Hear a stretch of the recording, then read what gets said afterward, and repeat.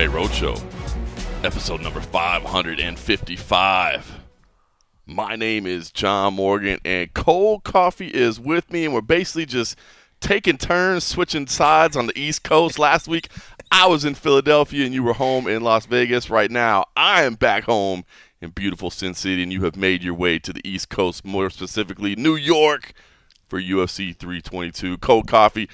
Just before we start recording, I hear a little bass in the voice, a little mellowy tones this morning, man.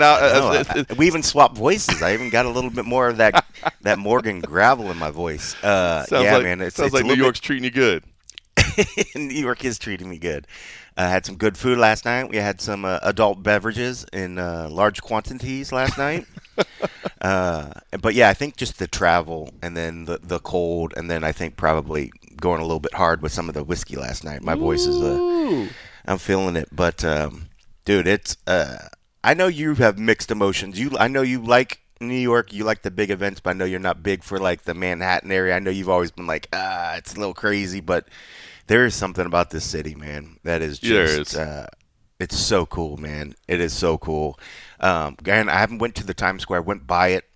There'll be time for that, But when you get out and around like today, or where we ended up going last night was a little bit further down than I've ever really been in this area. And it's really cool, man. Once you get past all the crazy cars and the crazy traffic, and then you start feeling like the neighborhood feel, then it just becomes cooler because everywhere you look, there's like really good restaurants and good food, and just the people. Nobody really cares about like what you're doing, what's your business. You could just what I love about this town is you could just disappear. Like if you're in a small town, you walk down the street, everybody in the restaurant's looking out the window, everybody's watching you, everybody's looking at you or whatever, and which is fine, But here, man, you see everybody put their little earplugs in and their headphones, and then they just walk, and everybody just minds the business and just walks and does their thing, There's something about that I just think is so cool. But yeah, I'm glad to be up here. The weather, it's getting a little bit colder. It's starting to get there, starting to feel like everywhere else. It's funny, we're so spoiled in Las Vegas because the other day I looked at a picture of somebody back home, and there was snow on the ground, and I was like, No, I don't want that. I don't even want to see that. And here it's starting to get a little bit colder. So you start to again, why we appreciate Las Vegas this time of the year, because it's just nice. But no, it's great, and I'm excited to be here, man. The fighters are excited to be here, man. It's a good start to the fight week for sure. No doubt. Or I guess middle of the fight week now. Middle of the fight week at this point. Yeah, we'll definitely get into UFC 322. Big event, no question about it. Perhaps the biggest of the year. Great card. And you're right, man. With New York, the energy is undeniable. As much, I think for me, well, number one, I'm not a cold weather guy. So if it is cold, that really kind of heightens my not loving it. But when the weather's nice, it's just kind of hard to get around in the traffic and that stuff. But the energy in that city is pretty undeniable. So good for you that you're getting to experience. I'll come out right now and just say I was supposed to be there. I was going to be leaving tonight. Taking a red eye, and I was going to be there and join you. We had talked about maybe even doing the show on Friday so we could do it in person. Yep. Soak in that energy together, and then maybe have a couple frosty beverages and what have you. At least a couple. At least a couple. Even at those expensive New York prices, we would make the sacrifice for the good of the show and have a couple. But I did make a decision last second to call off the trip and stay home. So I'm a little bummed about it. Number one, there's so many CFFC ties on the card that I'm really, really excited about seeing. There's 4 former champions that are on the card, which I'm excited to see. And it's just man, Madison Square Garden is super, super cool. But here was my rationale is, number one, the FAA stuff going on.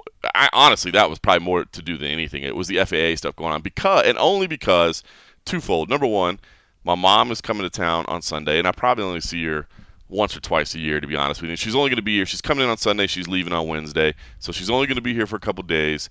We've actually got tickets to go see Monday Night Football on Monday. We're going to go see the Cowboys and the Raiders, which should be a lot of fun. It's my son's first NFL game.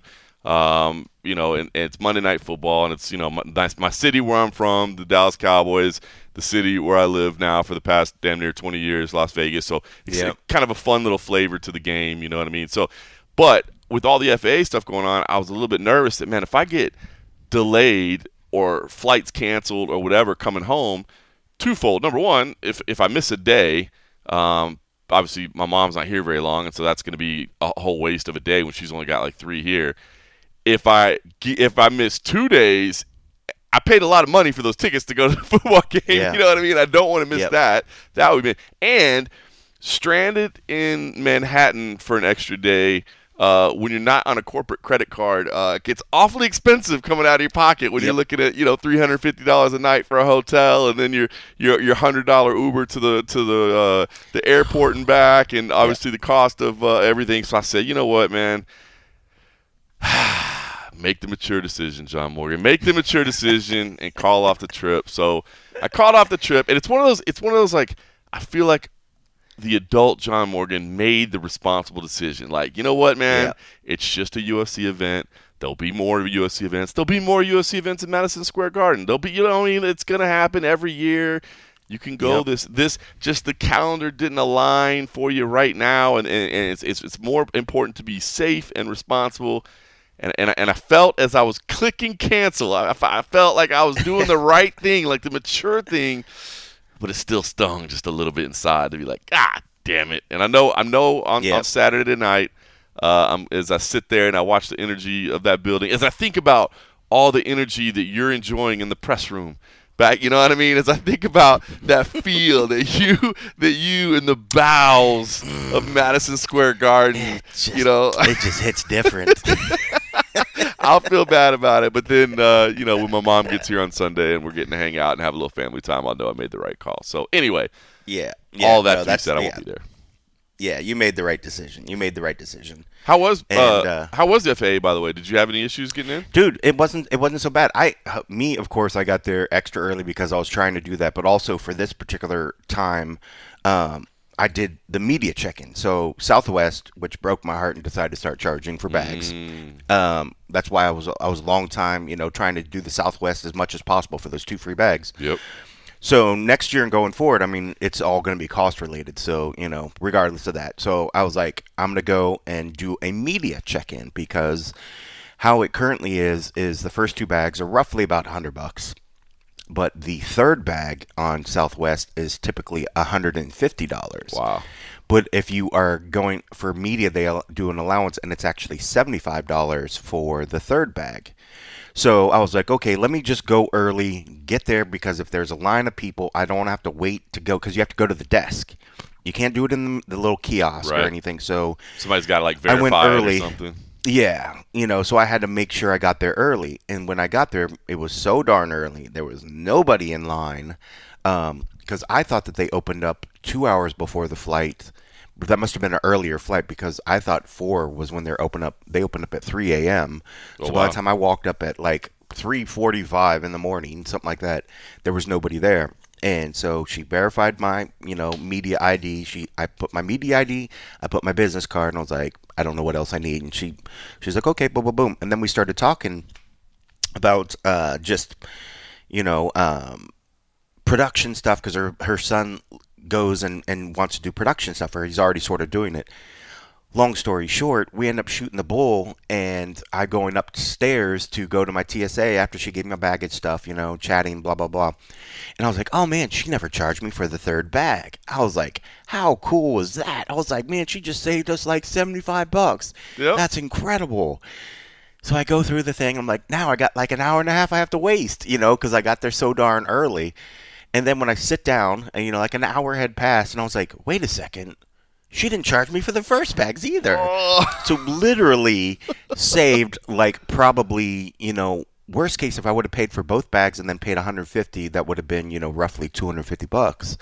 But instead of the discounted, $150, $175, whatever, I didn't have to pay a thing. Look at that. For my baggage. That cold coffee charm. That cold coffee charm. Just getting it done. My man will chat up anybody, anywhere, at any time. Anybody, anywhere. But, I think because I went early, I feel like if there was a crazy bunch of people and then it was more of a to-do, I feel like I probably wouldn't have had that opportunity. Right. And I think it was just the perfect person that her son happened to be interested in production. Here's a news media guy that's doing camera stuff. So I think in her brain she was like, oh, let me just use this time. But Yeah, any other thing, if it was busier, I probably would have got charged. I know I'm going to get charged on the way back, but I have to do the same darn thing. I'm going to try to do the media check-in. But I for a second I was like, maybe it's just free for media. But I'm going to get there. I'm like, hey, do you have a son that does production work? Let's talk. That's not creepy at all. That's not creepy at all. That's not. That being said, I think because I was there so early, there was absolutely nobody in line. But there was something so I get up to TSA pre-check, which I luckily had pre-check. Go through it. There was absolutely nobody in line, so I was like the second dude to go through. But they were gathering all the TSA folks, so I think it was either at the beginning of the shift, but there was like 20 of them, and I was like, right. There's clearly no staffing issue. Like looked like there was plenty enough TSA agents to work all the gate things, so it wasn't so bad. What got to us was there was weather issues in New York that were causing travel, the planes to be a little bit delayed. But there were, so I think some of the delays were more for weather pushing back, but there were some places that you could see that did get a mandatory reduction. And that's kind of what it was. Like they were supposed to do 12% or like 8% or something cuts of the flights, which sounds like a decent amount of number, but it didn't affect like every airport didn't have do it. So it wasn't like it was like this massive like TSA is shut down across the U.S. It wasn't like that. Yeah. But it wasn't so bad. But I would still tell everybody, even though now that they voted to open it up, there is still reduction of flights. I think 6% is what I think I saw, something like they lowered it again.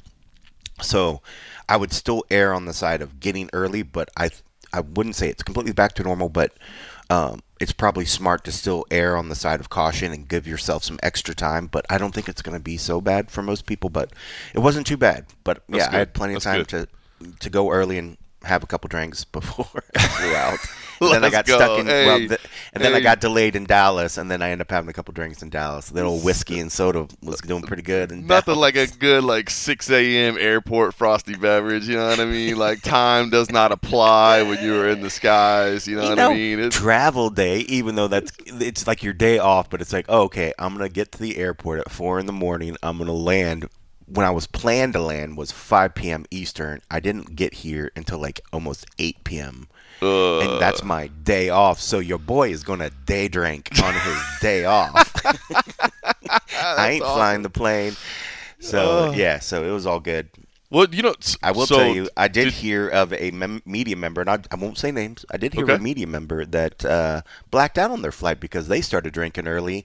And rumor is somebody seated behind him heard the stewardess tell somebody that he's had 12 whiskeys since being on the plane. And since John Morgan wasn't there, I wonder who it could be. So somebody I won't name names, but somebody might have blacked out on the plane coming here. So somebody went harder than I did, much harder on their flight out. Yeah. Wow. Epic stuff. I love it. You're getting that FOMO now, right? You're getting that FOMO. You're getting now I'm like, man, I should be there. They're already filling my spot. They're already filling my role. By the way, so hey, here's a question. Did you weigh the option of putting all of your day drinking charges on your corporate card, considering that you had saved quite a bit of money in the luggage department? You know what I mean? That's a trade right there. You know what I'm saying? Think about that. I should have. When the accountant says, "Cold coffee, Mr. Coffee, I see here that there is a $150 worth of alcohol charges in the Las Vegas airport and another $150 worth of charges in the Dallas airport. In one day, you've charged $300 worth of alcohol to your corporate card, Mr. Coffee. How can you justify such charges?" And then you can just hit back and be like, "But what was my luggage fee, huh?" That's it. I just transferred to luggage. It's funny. They'd be like, I see your understanding, sir. I see your reasoning. You could have just not spent the money that you were going to get saved." I'd be like, could I have? I don't know. It was already. No, I did it buy was myself already earmarked. It was already in the budget. We had to spend it. When you put it like that, now I feel stupid. But no, I would never try to do that because as much as I like my boss, I don't know how I can explain that one and not get that. But like, Yeah, you're gonna have to pay that one back. Yeah. Sir, your corporate card is no longer functioning. It has been closed. Boy, at this point. can you send this back into the office or just cut it up right now? It's now closed. So does Oscar remember getting to his hotel after blacking out in the plane? Oh, did he say this? I'm sorry. Did unnamed media member that we're not sure media of? guy. Do they remember getting their unnamed hotel? media guy still went out last night, and we didn't think unnamed media guy was going to show up to media day. He rolls in like 10 minutes before the first one, looking rough as all get out. But he made it. He made it to media day. But he was able to remember good bits of it. I don't think, because unless I misheard what he was saying, I thought he said a certain PR person helped him get off the plane because he was that bad. Bro. Hey. Bro. Good on it. Good on him to get 12 whiskeys on a plane, man. I feel like at some point, I thought that too. Well, yeah. He had to have been doubling up. I think he probably did 6 doubles, like give me 2. Yeah. And got them to come 6 times as opposed to But visits. I mean, okay, listen. I mean, not that I still don't enjoy a good frosty beverage. I do, of course. We know this. But there were times, especially during my MMA junkie career, especially when I was Mr. Morgan on American Airlines flying 200,000 miles a year, you know what I mean, where they treated me with some respect. They put me in first class quite a bit. I would go pretty hard on the plane. But, I mean, I'm sure you've been there where, like, you know, they're walking down the aisle, but you can tell they're trying not to make eye contact with you. You know what I mean? Because you know the feeling. I know you know the feeling that they're like look. You know, as they get near you, they kind of look to the other side to see if that person has to try. Their cheek just gets red because you can see your eyes just burning a hole in the side of their face. I mean, you could tell like they don't want to go get me another whiskey. I don't know. So no. I mean, good on unsaid media member to be willing to just be like, ding, come get me 2 more whiskeys, please. And he had a direct flight, so roughly 4.5 hours, depending on how the wind is or something like that. You know, so you figure if anything, 3. You know, you try to do the math. Like, I wonder if he front loaded it or if he just like was able to kind of get it. I met by the end there, like, sir, we're gonna land, and he's like, I can get 2 more, you know. But it's funny because I think the flight attendants, I don't think we're supposed to call them stewardesses anymore, even. Bro, what are you from, like 1970? Stewardesses. Who uses that? Yeah, stewards. Some people still say that. Do they? I feel like I haven't heard that word in a long time. Well, it's because once they started seeing male flight attendants, people, I think, were like, okay, we can't say it. But then it's like, if that's what they were called when you were growing up, it's hard to like just say all of a sudden, you know, now they're flight attendants, right, or whatever. Right. Attend on these nuts, bitches. I don't know where that came from. Oh, I love it. Like the inner 12-year-old and you just came out. That's amazing. I know. It's amazing. But, yeah, I forget what I was talking about now. Yeah, no, I'm sure they were. But, you know, Oscar's got to wait. I mean, I'm sure they look. Unsaid media member. Unnamed media member. Oh, yeah. Unnamed media member. I'm sure, you know, was like, hey, gave him a little slide, you know, smile. And he maybe had an accent if this unnamed media member has an accent. And I'm sure they were like, oh, he's endearing. From the Midwest or whatever that accent is. Yeah. Maybe I figured it out. Here's the move.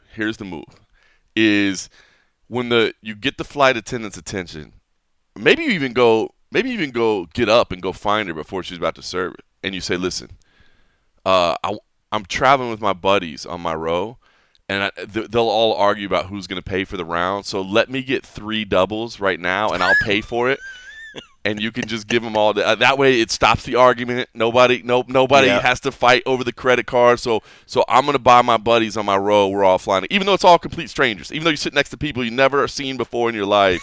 And you just say that you're buying a round for you and your buddies, and you get like 6 whiskeys at a time. I think that's the move. That's the play right there.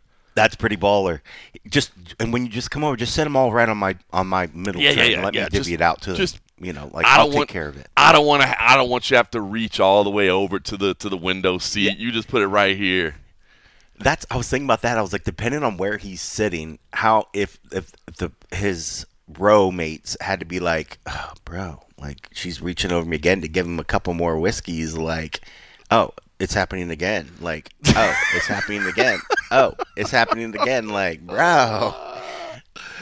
Who knows? Man, but too yeah, funny, too good funny. times, good time. But yes, people are embracing being in New York and on the road for this wonderful fight card. That's great. It is a fun fight card, but yeah, It is. All right, Yeah. we'll break down UFC 322 real quick. Just want to give a quick shout out, if I could. Last week, CFFC 148 was in Philadelphia. Dean Thomas is working with me. Always a pleasure to work with Dean Thomas. Like I said, man, I'm blessed, man. I get to work with Dean Thomas. I get to work with Michael Chiesa. I get to work with Michelle Watterson. And that's only when CM Punk, the champ of the world, isn't able to be there. All of them are amazing to work with. Is that going to happen anytime soon? Are you guys getting them anytime soon? I don't know. It's kind of like, I mean, we stay in touch, obviously, and Punk. I mean, Punk checks in to he still watches CFFC events. He still watches obviously UFC events, and we touch base every now and then, just check in. Send a little joke, or see a Punk highlight or whatever, and just touch base. But basically, he says, look, man, it's a case by case basis right now, man. He's so busy, and they're kind of changing his schedule, but hopefully especially soon, now man. as the champ. Especially as the champ. It's even ramped up now because now even if he's not fighting, they might want to just throw him into a show. That's it. Or you somewhere got just to make an appearance. You got to keep the story going. So you come in and you do a quick microphone appearance, even if you're not competing or whatever. So it's tough, but sooner or later. I mean, I know obviously he can't. I don't want to say he can't wrestle forever. Hopefully he has many. Hopefully he has a decade ahead of him. But he'll tell you, like, bro, this shit's not easy on your body. You know what I mean? So we miss him, but we stay in touch. So hopefully we'll get him sometime soon. We don't have anything on the books, but so obviously the replay on UFC Fight Pass. If you want to check that out, we had some great performances. Ito Babalaidze had a great win, and he called out. He wants to be in the UFC. Larry Gonzalez came in and beat Anthony Garasio. Anthony Garasio looked amazing in the opening round, man. He was sticking and moving and combinations, but Larry Gonzalez just kind of bided his time and waited, and then cooked him in the second. Big dude, man, like a 25-pound weight discrepancy. I think he's got speed, and I think he's got a lot of talent, but man, he's just not as big as some of these other heavyweights. I know. He's kind of a little undersized. And I feel like he's stuck because he's not as big as the biggest guys, but I don't know that his frame is built for 205 either. You know what I mean? He's too big. I don't know if he could get down. I don't think he could either. So he's in a tough spot. But Larry Gonzalez took on the title. So shout out that on Fight Pass. But also I wanted to point out the YouTube channel as well, CFFC YouTube channel. If you haven't checked it out, please go like it, subscribe it, watch some videos. But a couple things that I wanted to point out. So we put the prelims on the YouTube channel for anybody that hasn't seen it. We stream them live on OnlyFans. And then we post it as quickly as possible, usually within like the next 48 to 72 hours tops. We put them on YouTube so you can go check out replays there. But a couple ones I wanted to point out that are definitely worth your time. First of all, we start out the night with Kasan Young. Kasan Young is 18 years old, fighting amateur. And it dawned on me after, this is a Friday night fight. So, like, can you imagine you're 18 years old and, like, you go to school during the day? Like, you just, roll into high school and do your thing knowing, like, that night I've got a cage fight that I'm going to be in. I just can't imagine the energy and the mindset that you got to have to just go through, like, a normal, everyday day knowing that you're going to fight that night. And he looked fantastic. So, at 18 years old, man, I think he's somebody that's worth watching. Definitely worth checking it out to see somebody that young doing it. There's an absolute war. Nodir Alidorov versus Israel Gonzalez. Check this out. It is an absolute battle of a fight. It goes back and forth. I won't ruin the ending for you, but it is, I mean, two dudes that are just cut up, blood-soaked, trading in the pot. It's like what you want as a fight fan. You know what I mean? Just like, every night. Of course, we love great technique and we love great grappling and we love all that, but sometimes you just love two tough-ass mofos just throwing down. And you got that. So check that out. And then also, I want to put a name on people's radar. James Lito. This kid, James Lito, trains under Bill Algeo.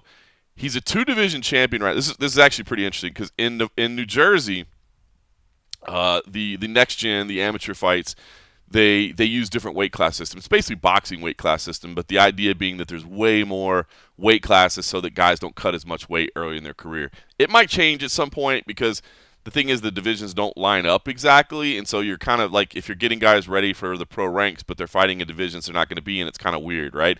But James Leto has taken advantage of this because he won a title in New Jersey at 175, and then he came to Philadelphia to fight for another title, but we're not going to do 175. We're going to do traditional, so 170. So he ends up winning so he's a 2-division champion, but it's at 170 and 175.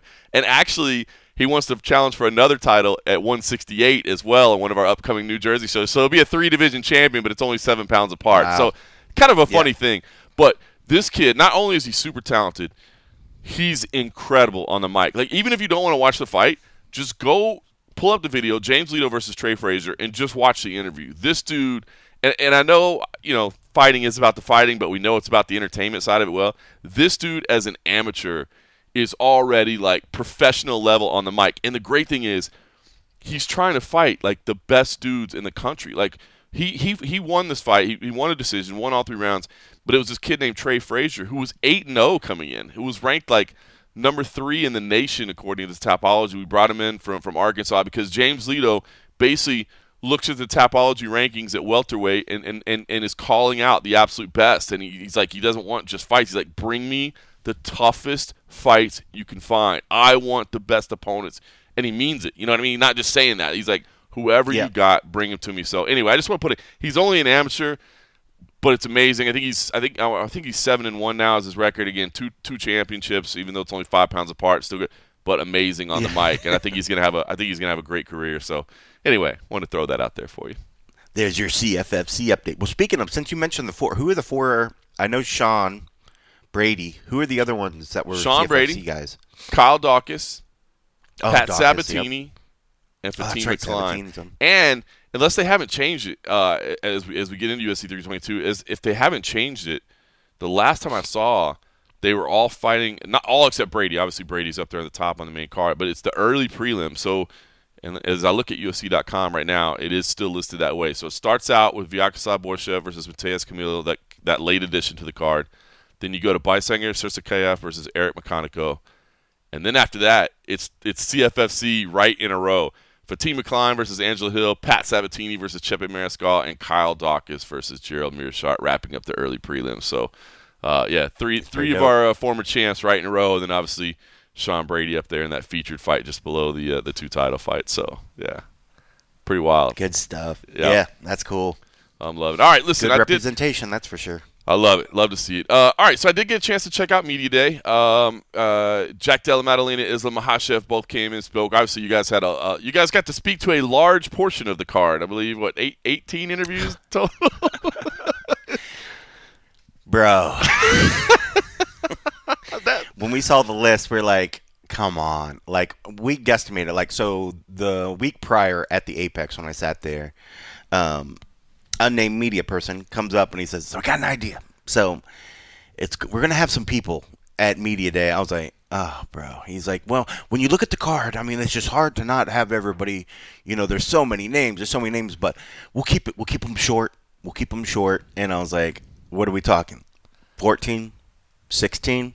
He's like, something along those lines. I was like, bro, you're going to try to bring like 18 motherfuckers to this thing. I was like, come on. And he's like, well, we're working it out, but just let you know, it's going to be a decent size Media Day.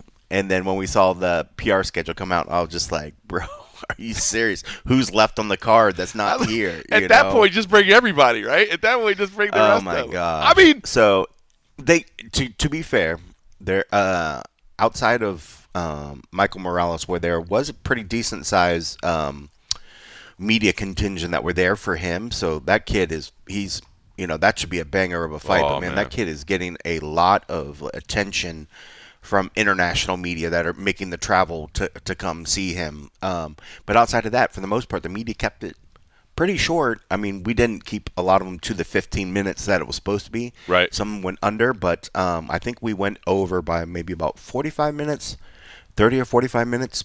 But when we saw that list, I was like, dude, we're going to be here till like 5 or 6 in the evening. Like there's no way we're going to stay on topic and get done, because the last person was supposed to get there around 4-ish or so. We got in the room at 11:30. Right. I got in there even a little bit earlier than that one. Well, that's when it started, was 11:30. So roughly they were letting us in the room at 10:30. I think I was in there at like 10. I weaseled my way in early. Let's go.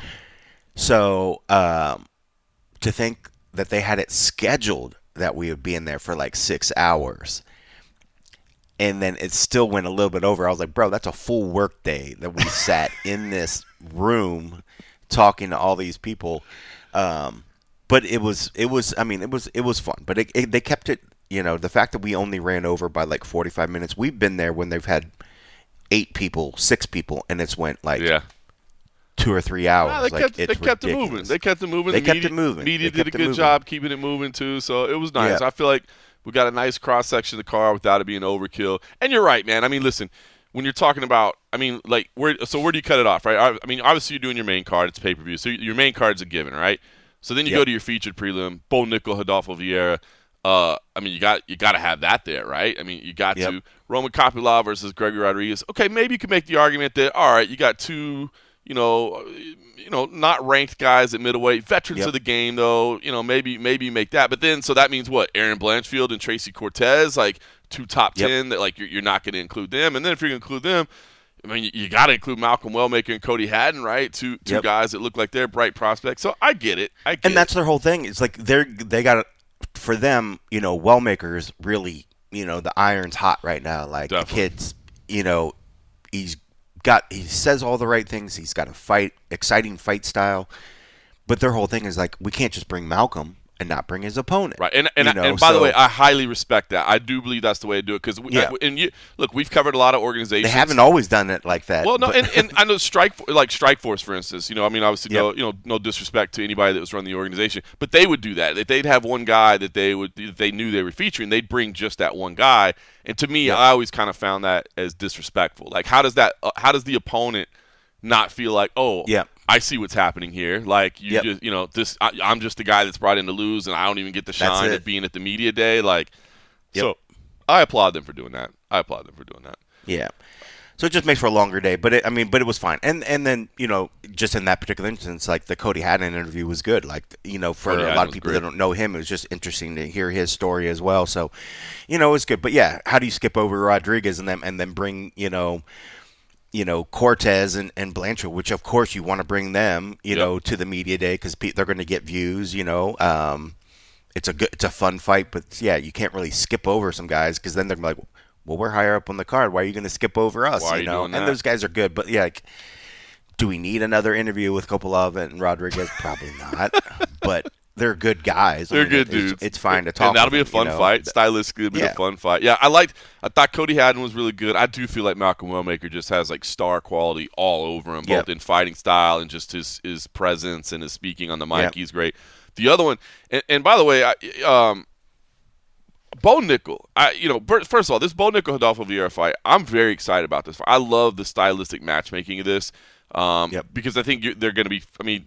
You want to see Bo Nickel grapple, and I feel like this is one where he's going to be forced to grapple. Maybe he'll try to keep it standing. I don't know. But Bo Nickel is such a well-spoken, polite, respectful dude. Like, I don't understand the hate of Bo Nickel. I mean, I don't know. He does get a lot of hate. It's weird, right? And I guess I don't know. People just maybe people felt like he was getting more attention than he deserved, or he was getting more hype than he deserved, or whatever. I don't know. I don't get. But I thought that was the whole point of the sport, is to bring as much attention upon yourself, to get people interested in watching you fight, et cetera, et cetera.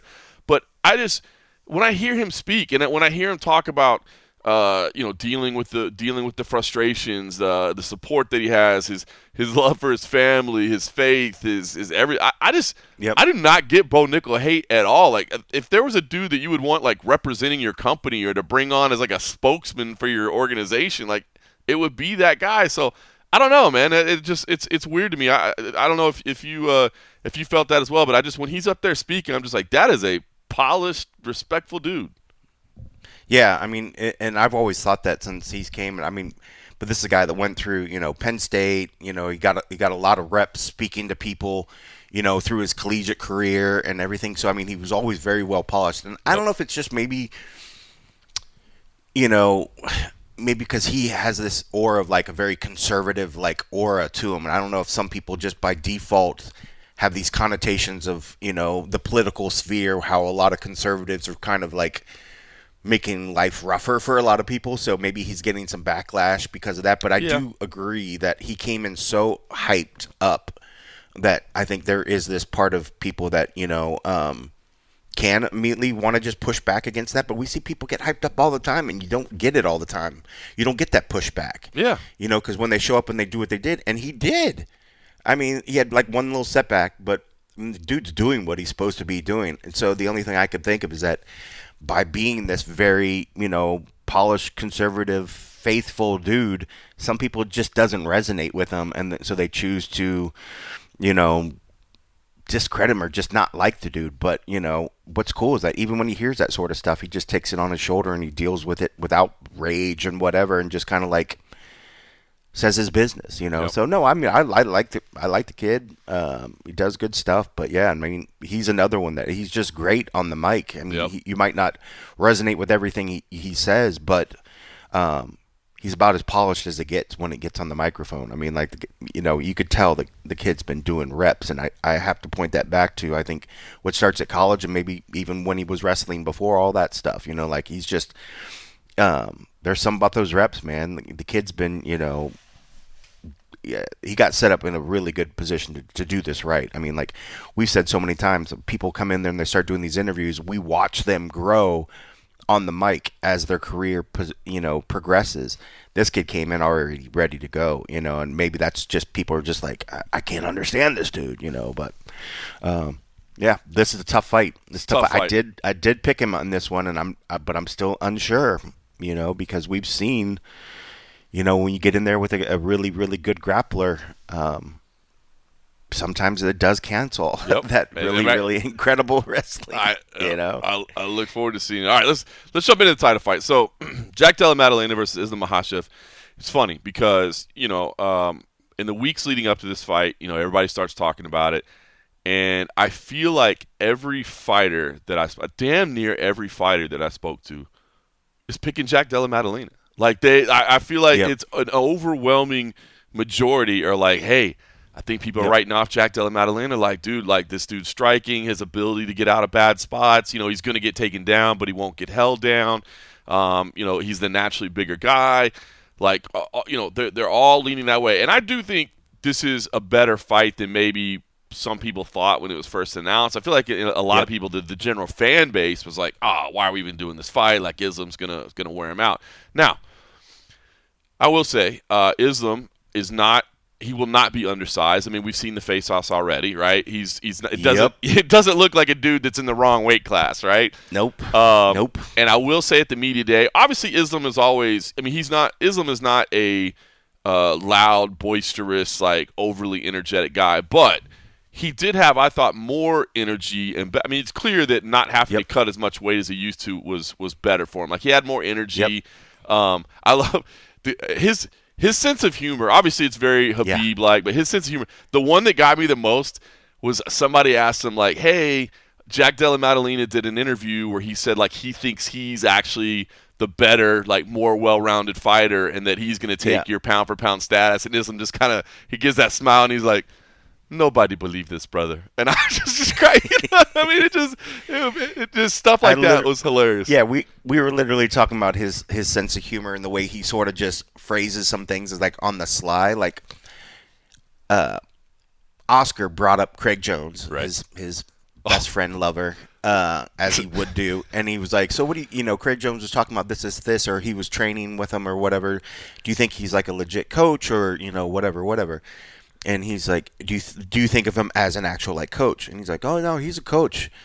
He did very well when he trained Volkanovski.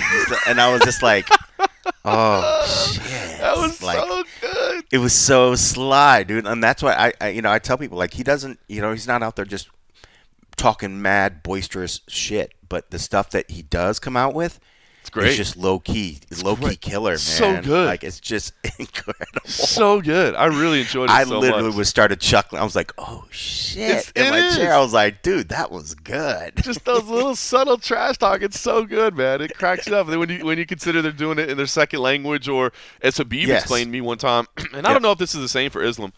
I think I talked about this before, but after Habib retired, I was interviewing him one day. I can't remember what he was in town for. We were talking about something, and I remembered like the way he would always pause when he would like say something. And to me, when like press conference and stuff, I always thought it was because he had become such a big star that he knew that every word that he said was going to be kind of weighed and measured. So he was thinking in his head, like, hold on, how do I want to phrase this? And I asked him if that was it, and he was like, no, brother. He was like, I think in not only Russian but his local dialect. Like he has like a local dialect that he thinks in, and then he has to convert that to Russian, and then he has to convert that to English, and then back the other way. He's like, so that's why it takes me a second. And I'm sure with Islam, it's probably the same. I mean, they grew up with each other. It's probably the same thing. That's actually like his third language. So to be that low key hilarious is pretty damn funny, man. I gotta admit. So I enjoyed it. All right, so what about the pick? What are you doing? Because I hear what everybody's saying with Jack Della Maddalena, and I believe it. But I just have I believe Islam is that damn good, to be honest with you. And even at 70, I'm still rolling with Islam here, even though I keep hearing all this doubt and these people pulling for Jack Della Maddalena.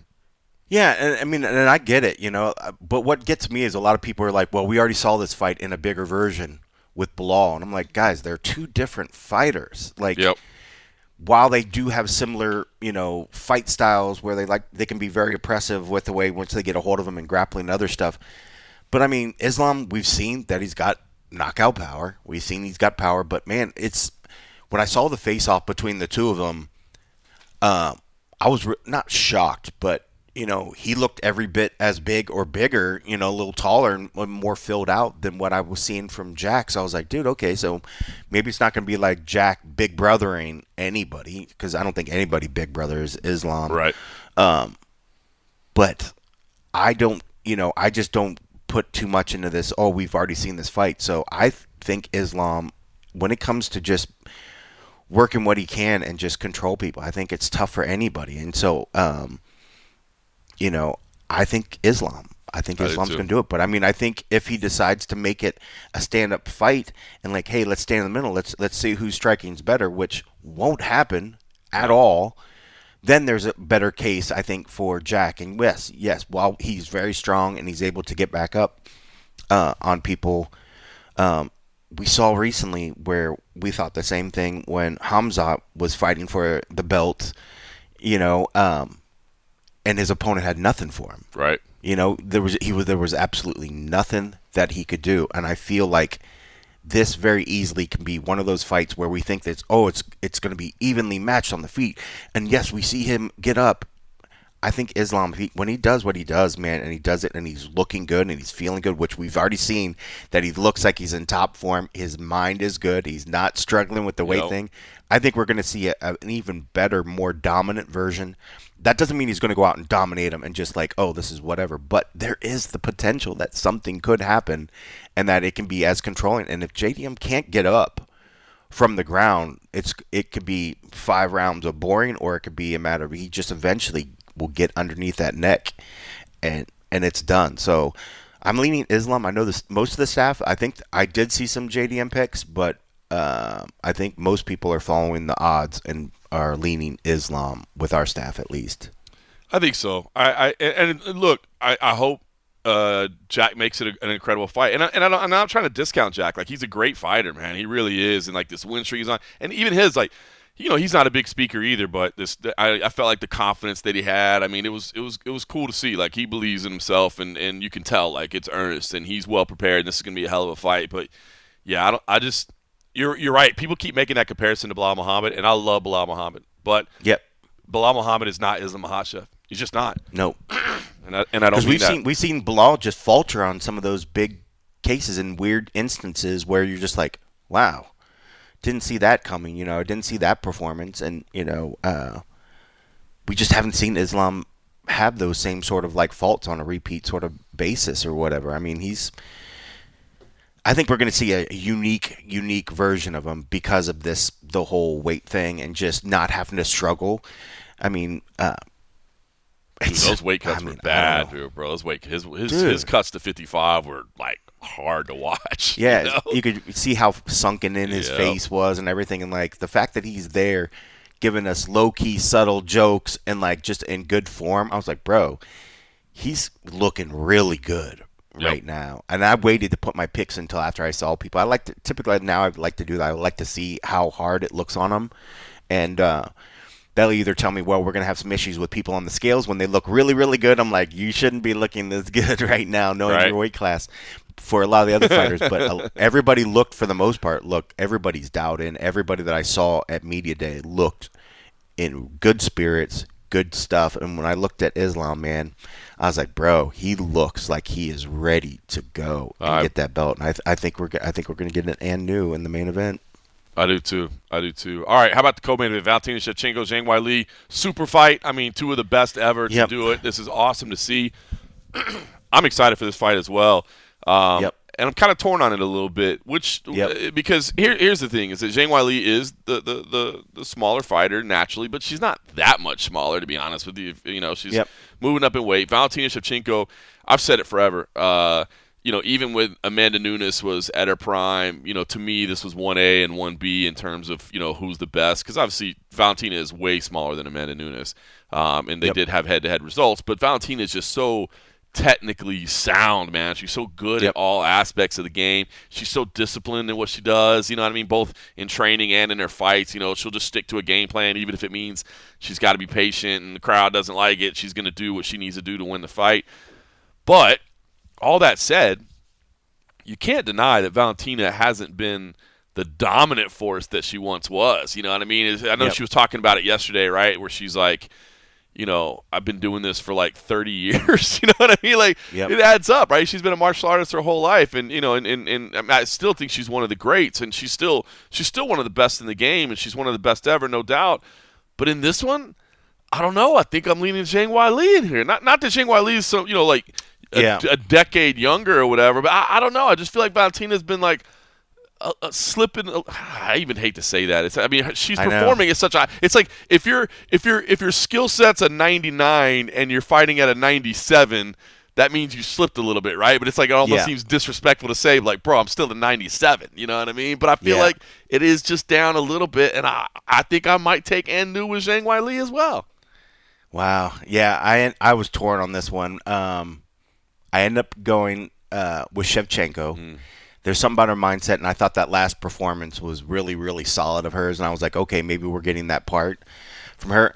When I was thinking about, Zhang Weili is so strong. She's probably the strongest strawweight that's out there, but this is not a strawweight fight. Right. There is the size difference a little bit, but, man, she's so strong. But, man, there was just something about – I think I didn't pick Shevchenko in the last one, and I was just like, see what you get when you don't pick Shevchenko. She just shows up and makes you feel stupid for doubting that she's able to do it.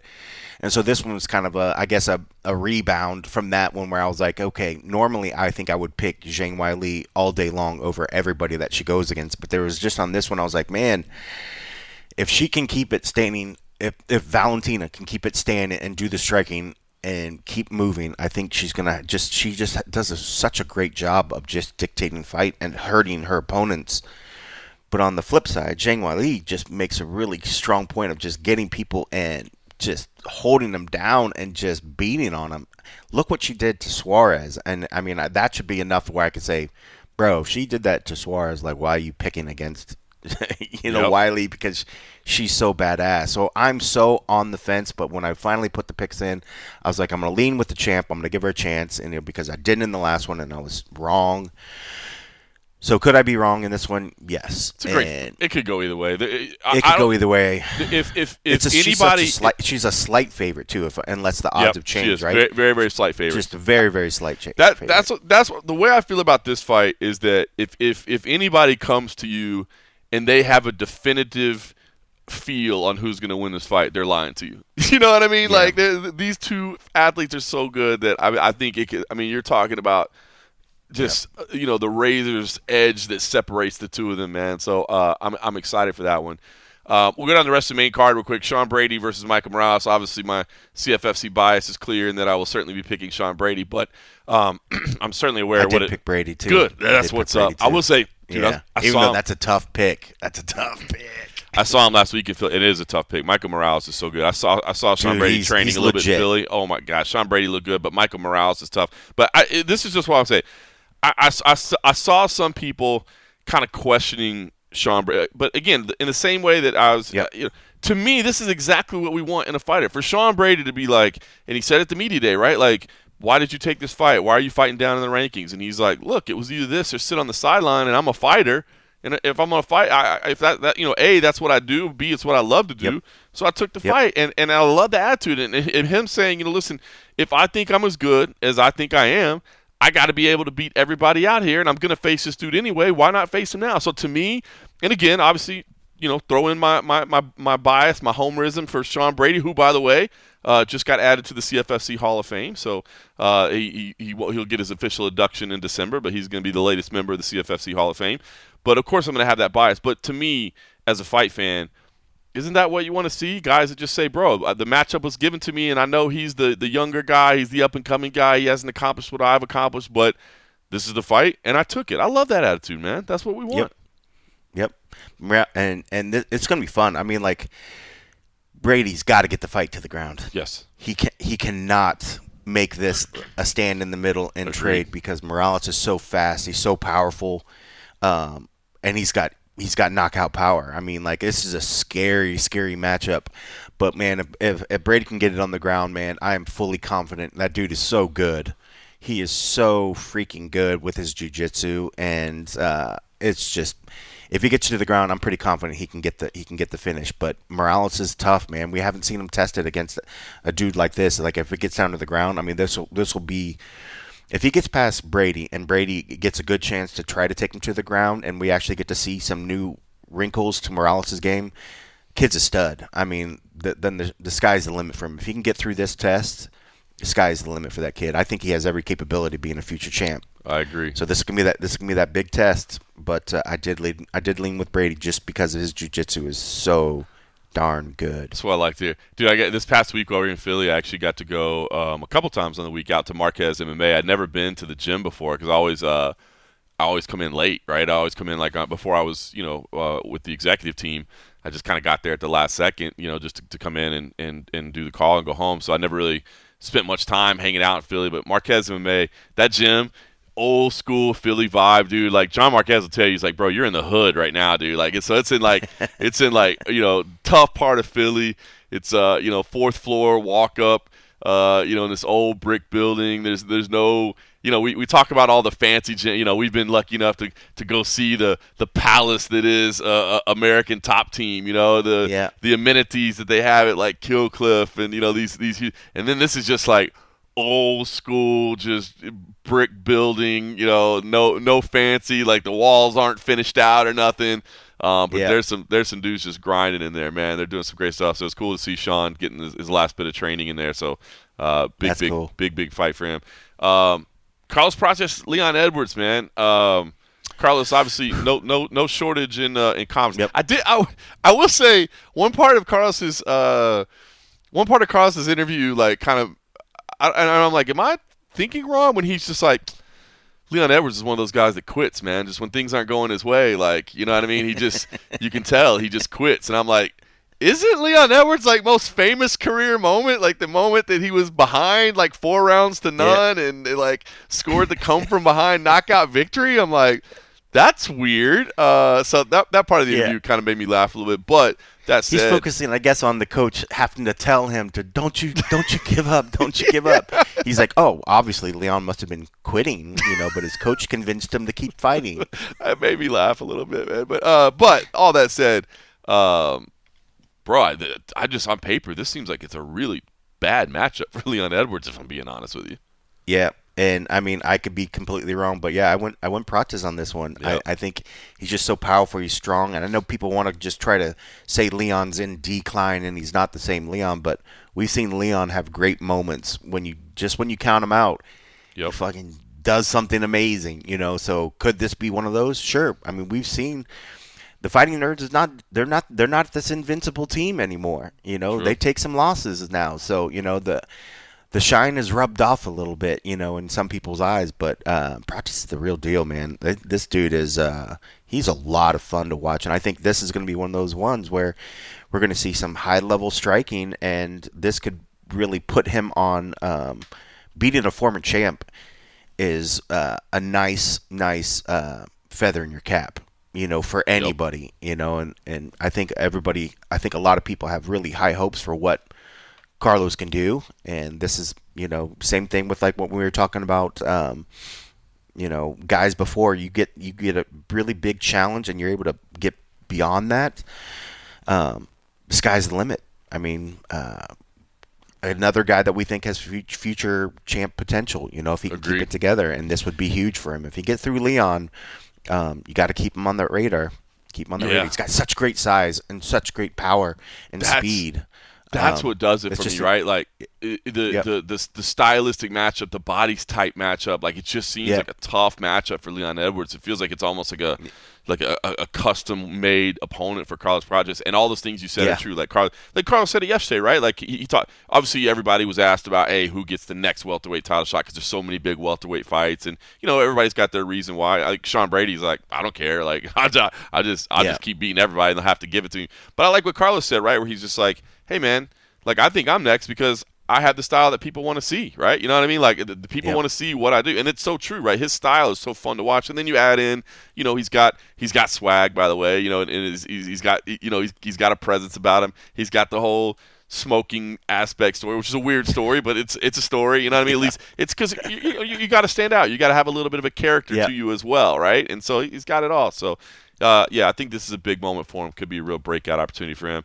And then I guess the last, we'll round it out. Beneil Dariush, Benoit Saint Denis. I'm torn on this. Which way did you go here? I went BSD, but man, that last performance of his as well, man. I think both guys. I mean, like Beneil likes it when it gets to the ground. I mean, the guy is awesome on it. He likes to stand and strike. But man, I think when it comes to power, I think BSD has the edge in power. Yes. Maybe the overall best technician, I think, is Beneil. Yep. But I went Benoit, but honestly, this is another one that I'm like, did I just pick wrong? Because Beneil does what Beneil does, and just when people want to say, "Oh, look at the grays in your hair, you're getting older," and he's like, "That's okay, I'll still go out there and whip your ass," And he's another guy, who's just so well spoken, so humble, another guy that's really strong in his faith and how he wants to take care of his family. I don't know how anybody could, ever dislike the dude. I've never seen him, talk angry shit about anybody. He's always like he's such a great representative for the sport, and so I always feel like such a piece of poop when I pick against him. But this is a fun matchup, and I think the size of BSD, and I think with just his power, and we've seen that when he gets to the ground, he does a really good job of just damaging guys on the ground. So if he doesn't get his arm caught in something, I'm gonna give BSD the edge by some ground and pound. I think you're spot on, and I think that is what's making me torn on this one. Because if you're literally like, just like don't take the people out of it and just like make them like video game characters or something, like I'm picking Benoit Saint Denis, like because of all the things you said, man. The power, he's younger, he's we've seen Beneil get hit, you know what I mean? So it's like, there's all these things. But then you just think of the human being that is Beneil Dariush, who's like the nicest dude in a sport full of really nice dudes. Like he's one of the top. He's like Mark Munoz-esque in the level of just like he's a cut above of being a nice dude. You know what I mean? So I find even hearing him talk about. Did you catch the part where we were talking about Jim Miller and how Jim Miller wanted to go to 50, and because he was trying to talk about him, he's like, "Come on, Jim. Can you stop?" Yeah. You're like, whatever. And then they said, like, Jim wanted to go to 50. He's like, well, there's that. Or something like, because they were talking about whether he can overtake his win records or whatever. He's just such a nice dude, man. Yep. And he loves the sport. He loves the people in the sport. But yeah, such a fucking killer dude, man. In terms of, if you had to pick which guy would I, think I'm sure hanging out with BSD would be great. But yeah, if you got a chance to eat dinner and hang out with one of these guys, who are you going to pick? Like all day long, I'm going to take Dariush just because I think he's just one of the nicest dudes in the world. He's the best. He's the best. But unfortunately, in the fight, you got to pick one, and I did lean Benoit Saint Denis. I think, that size and power, man. I think, but who knows? Beneil's gonna Beneil. Yes, he is. Yes, he is. All right. Well, listen, man. I know you got stuff to do today. Press conference tonight. Hopefully, it's a big energy. That is, I will say, man. Again, to me, like the whole Madison Square Garden experience. I mean, it is amazing. Everybody talks about it. It is the world's most famous arena, and the greats. Ali was here, Tyson was here. That is. I mean, it's cool. And I always try to tell you, like, the arena itself. I mean, it's nice. I mean, it's updated, but it's not like. I mean, I think there's nicer arenas. You know what I mean? I think there's nicer buildings, especially some of these new modern billion-dollar, with all the amenities and all this stuff. The one they just opened in Los Angeles was amazing and whatever. But there's something about the crowd. It's the crowd. It's the energy of the crowd, the energy of the people, man. And the press conferences, I feel like the press conferences at Madison Square Garden are always the best, dude, because people are like just heckling from the crowd. Like it's just like the most lively crowd you'll ever get. I don't know what it is. If that's just the New Yorkers and their energy or whatever. But right. There's something different about them, man. And obviously the stars are out, so that brings the people out. But yeah, I just feel like there's more going on at those press conferences, high energy, and I think it's a lot of fun. So I know you got to get that to get to. What else? Anything else that the world needs to know about New York? That's about it. I know I will not be. I think I'm just going to take it easy after the press conference tonight. Okay. I think I'm just going to go get some din. I think I had enough adult beverages last night to make it through tonight. Are they doing the traditional? Is there a media mixer tonight or Friday, or was that kind of the media mixer last night? I don't think so. No. Okay. I know. Yeah. I think. Yeah. You know what? That's true, because they do traditionally not have. You know what it is? You know what it is? Because the media mixer was always sponsored by ESPN, and I bet ESPN's like, oh, we're going to pay for an open bar tab for everybody on the way out the door? Like, absolutely not. Like, I mean, the ESPN guys did show up last night, there as well. Brent was there, and Charlie, and then a couple of the other guys. But I did actually talk with those guys, and they are. It's crazy. We did talk about how it's life changing for these dudes. Like their life was built around going to cover these events all around the world, and by doing this full time, it wasn't like they were picking up a lot of other extra work off to the side and stuff. And so when you remove this thing, some guys are left like, well, I'm putting in resumes, I'm dropping things, I'm reaching out, trying to network. Some people have things already set to go, or they were already pretty well off and pretty established, and other things that, the ESPN, wasn't their only thing. But yeah, I mean, dudes are like, well, we're trying to figure out what the next step's going to be, and it's like, man. So, it was good to see some of those guys out and talk a little bit last night. But yeah, they're very much facing an end of an era for what their life's been wrapped around. When we see it over the years, obviously this changes. We see it when we went from Spike to Fox, from Fox to ESPN, from ESPN here. It's so weird how that can change, because one day you're the dude that has the absolute most access of anybody in the because you're the broadcast partner, right? So it's like you're getting handed everything, and you're getting like whatever you need. What you need? What the headliner needs to talk to you after weigh-ins because you need it for a hit. Right this way, you know what I mean? Like, let's go. Like, here's your private booth, sir. Here's you guys need some camera assistance. What do you got? I mean, you got everything, and then like that. It's now you're not that you're persona non grata, but it's just like it's we got to give that to so and so now. You know what I mean? It's just it's a weird thing, man. It's a weird thing. But you hopefully you use that time to build your profile, to build your relationships and all that stuff. So it's the unfortunate side of things, right? Like, I mean, that's the reality of it that people probably don't think about. But good to hear that everybody's trying. Yeah, and I know in December when they're trying to do that last big show in Vegas, I'm sure that they'll probably do like a mixer or something, like an end of the relationship sort of get together or whatever. But yeah, it is sort of bittersweet for them. But yeah, typically up here in New York, we would have went to the ESPN media mixer upstairs where it was an open bar, and we put in some work at those sometimes. Some put more work than others, but yes, we put in some work. Some almost got in fights with other media members up in those things, and it was not this guy. I totally forgot about that. So yeah, it's probably a good thing that mixer's going away. Oh shit! I totally forgot about that. Oh my god, good times. Hey, it's just funny, made me laugh. December 6th, as you said, is kind of the big send-off, right? Like, that's the big pay-per-view, and I'm sure. What does ESPN coverage look like of December 13th, a week later at the Apex? Do you think everybody's just like, nah?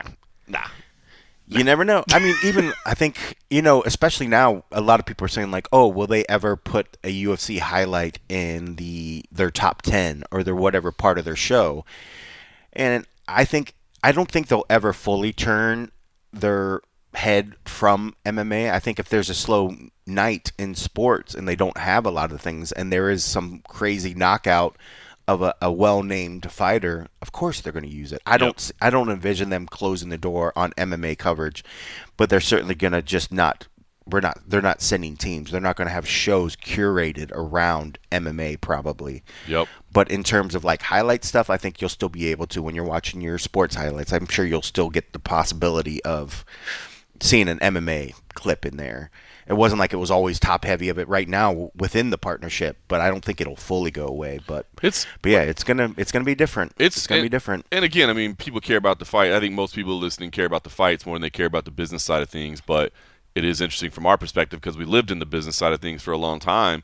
Is like what is Paramount like? I haven't heard much yet. I mean, we still know. I will tell you. Just Paramount I did sort of hear some little rumors. Yep. I did. I don't think about them actually creating stuff, but what I'm hearing through just whatever is that the money is tiered up.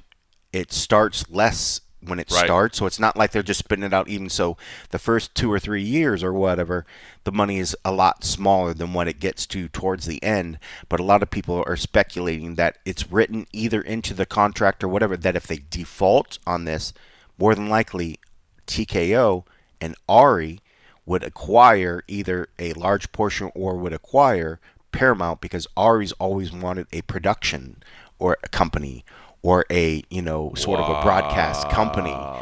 So say they default on this massive $1 billion deal, and now you got a guy that has talent, actors, all this other stuff, now has a publishing platform.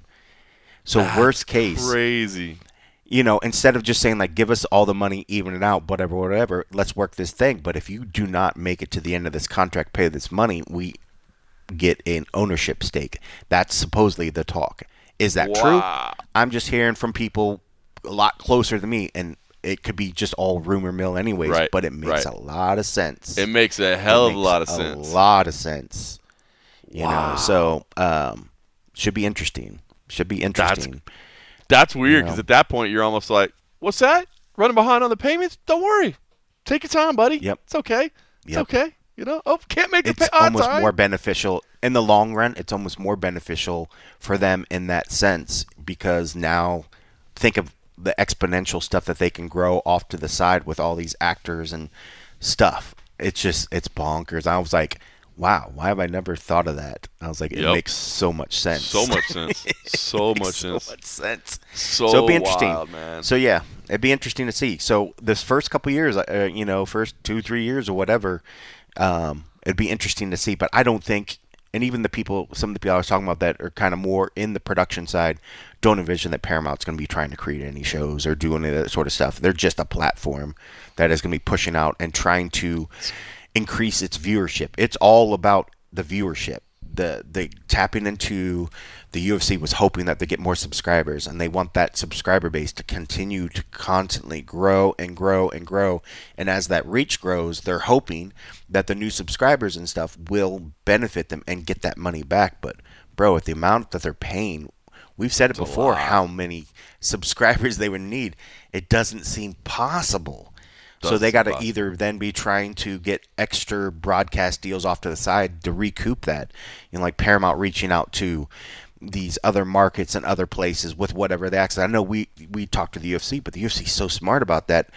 When the UFC is usually talking about, we're working on broadcast deals in other countries, it's outside of like the Paramount thing. So it's like, well, if they're going outside and reaching them, who's Paramount going to reach out to and try to get some stuff back? Like crazy, man. It's crazy. It just literally, you just feel like the day is coming where TKO is going to take over Paramount. Like I'm just like, I don't see how they're going to get their money back. Dude, but that would be nuts. If so, that's a fucking brilliant business play. Genius. Dude. It's some genius shit, dude. It really incredible. Is. That's nuts, man. All right, well, Damn, I could talk for another hour on that. That's crazy, man. But I don't, like I said, people care about the fights. Until you mentioned it or something, I literally forgot about it. I was like, I just had this conversation about this yesterday. I was like, they may have been a few whiskeys deep at that point. Maybe that's why it wasn't top of mind. Yeah. But it is going to be interesting to see how it plays out. All right, listen, now you got to go, so I'll let you run. Hope everybody enjoys the fight. Should be a fantastic night on pay-per-view. Obviously, one of the last pay-per-views you're going to have to pay for here in the United States, but I think it's probably worth your $75. So enjoy it, and we will get together here in Las Vegas next week. Thanks for listening.